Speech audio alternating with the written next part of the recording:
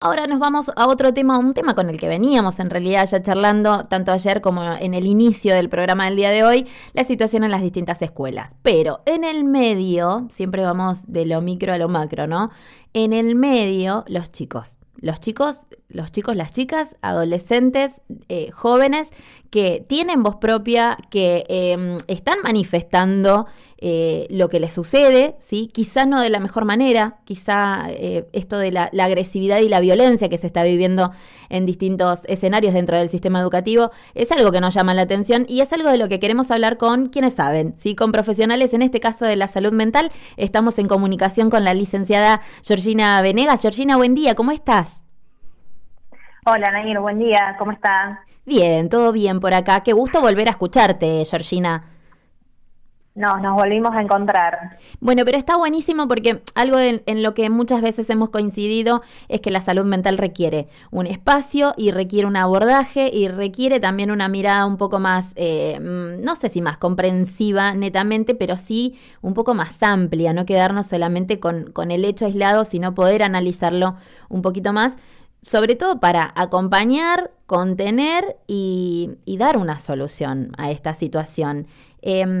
Lo que ocurrió en las últimas horas es que hubo una pelea en una de las escuelas de Patagones, una pelea por parte de dos chicas muy violenta en el que, bueno, termina lesionada, accidentada una docente al intentar separarlos. Pero bueno, ¿qué les está pasando a los jóvenes o qué nos está pasando como sociedad que manifestamos a través de la violencia o creemos que la violencia es la manera de resolver conflictos? Bueno, esto que decías vos, muy interesante porque justamente tiene que ver con esto. La violencia no es un problema de los adolescentes y no es una problemática o una temática específica de salud mental solamente, ¿no? No es un problema aislado, sino que tiene que ver con esto, con cuestiones sociales, económicas, familiares, culturales, ¿no? Porque, bueno, estamos construyendo un poco un modo cultural de resolver los conflictos de esta manera y de vincularnos con el otro desde la violencia, no solamente física, sino también verbal.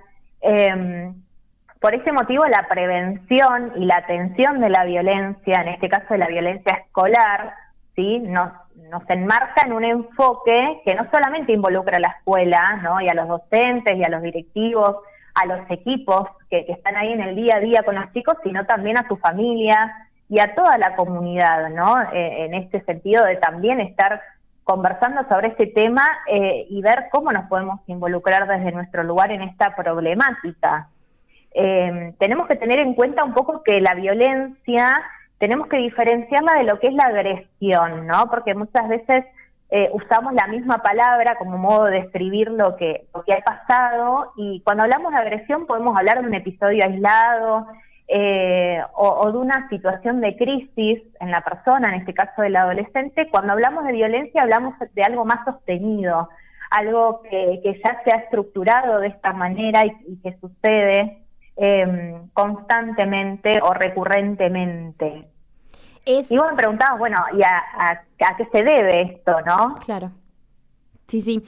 Eh, Yo lo que pensaba, ¿no? Mientras te iba escuchando, mientras voy hilvanando, eh, esto se da, la agresión se da, la violencia, como vos decís, se va construyendo y la agresión se da como parte de esta violencia o como manifestación física, si se quiere, o verbal de una violencia.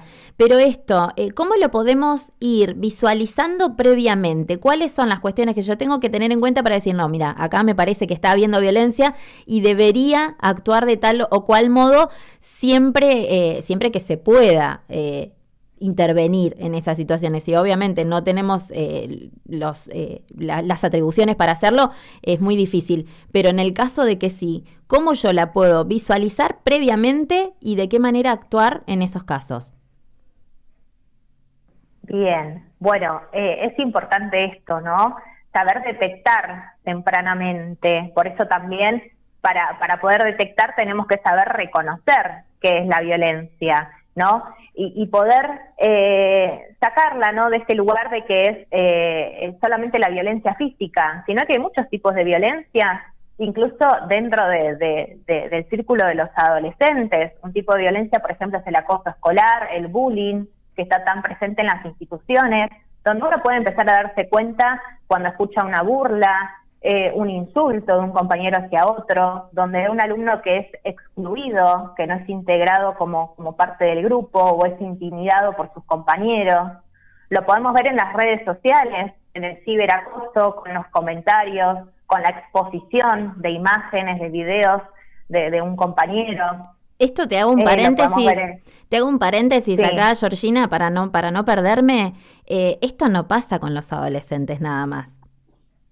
Esto no sucede solamente con los adolescentes. Hay adultos, cuando vos recién hablabas del ciberacoso, de los comentarios agresivos, esto es algo que también se da muchísimo entre los adultos. Entonces después nos sorprendemos cuando dos personas se agreden físicamente, pero es un poco lo que está alimentando toda la sociedad. No sé, ejemplo, escuchaba a una funcionaria en uno de los discursos, ¿no? Y son agresivos los discursos también. Los discursos en los medios de comunicación, los discursos de los funcionarios políticos, sin ir más lejos, el presidente de la nación es muy agresivo en sus discursos también. Entonces, no es un problema solo de los adolescentes. Obviamente, ellos terminan siendo el reflejo de lo que nosotros como sociedad vamos construyendo, ¿no?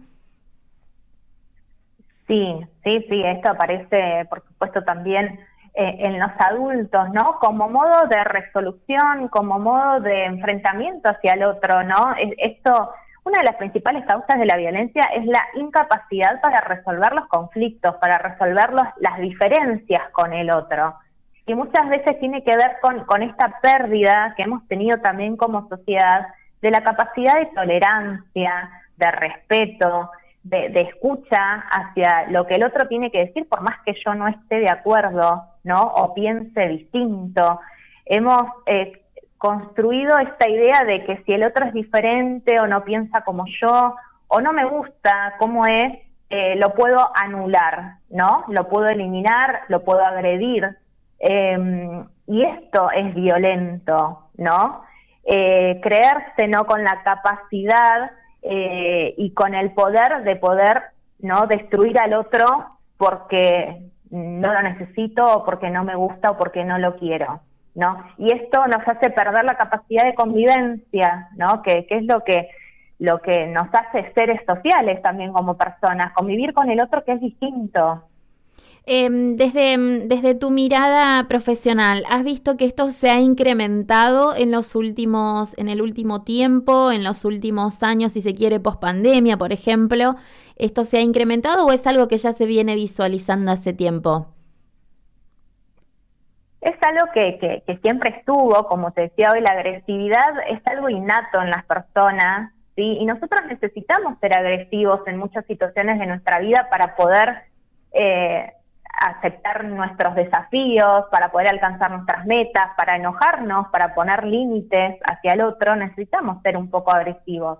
El tema es con esta agresividad de escala, ¿sí? A niveles donde hay una pérdida del control de los impulsos o del control emocional, donde yo no puedo gestionar ese enojo, no puedo gestionar la ira que me genera algún tipo de situación, donde no tengo las habilidades sociales para resolver ese conflicto de otra manera y termino recurriendo a la violencia. O bueno, también puede ser parte, ¿no? de una patología de salud mental también esta agresividad.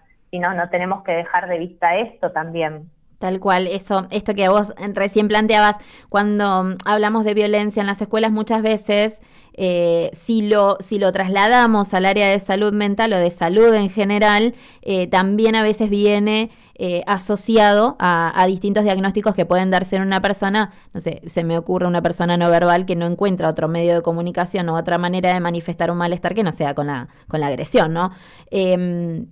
Pero bueno, pensar en las herramientas que hoy tenemos para trabajar. ¿De qué manera, desde tu aporte psicológico, cuáles son las herramientas que nosotros podríamos empezar de a poco a implementar en los distintos espacios para poder, no vamos a hacer desaparecer, ¿no? la violencia, pero sí para poder acompañar estas situaciones de la mejor manera posible?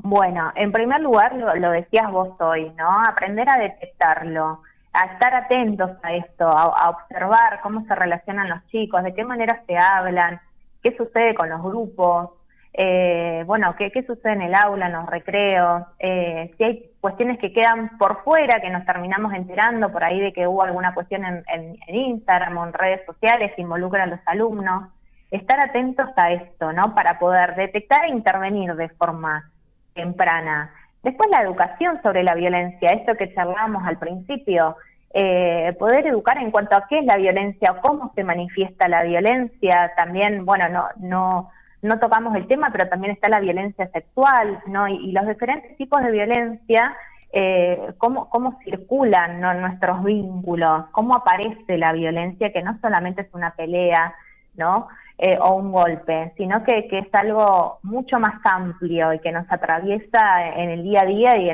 de muchas maneras. Algo muy importante también desde las instituciones son las medidas disciplinarias. Si uno no puede mirar para otro lado cuando esto sucede, ¿sí? Siempre que hay una conducta violenta o una situación donde alguien resultó herido o agredido, tiene que haber una consecuencia, ¿sí?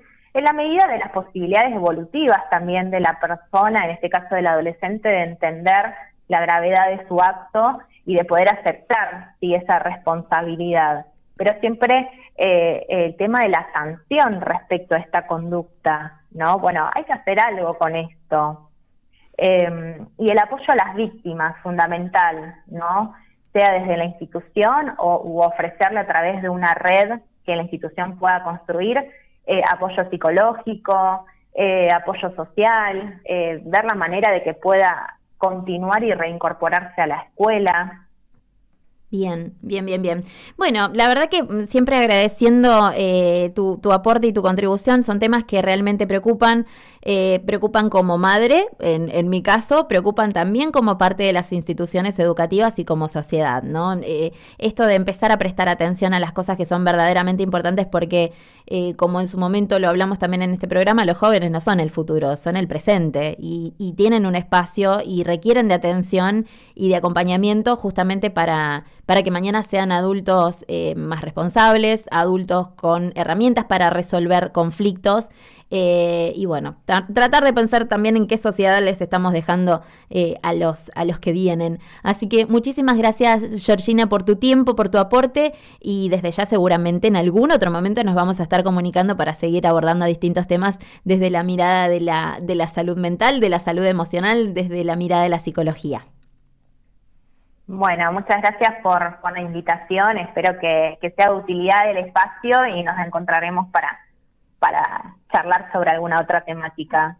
Muchísimas gracias. Estábamos en comunicación con Georgina Venegas, ella es licenciada en psicología, hablando un poco de las situaciones de violencia que se dan en las instituciones educativas. Al no tener respuesta por parte de ningún organismo, o sea, educación no nos responde, consejo escolar no nos responde, es bueno empezar como sociedad a plantearnos qué es lo que nos está pasando y bueno, buscar una solución a esta situación.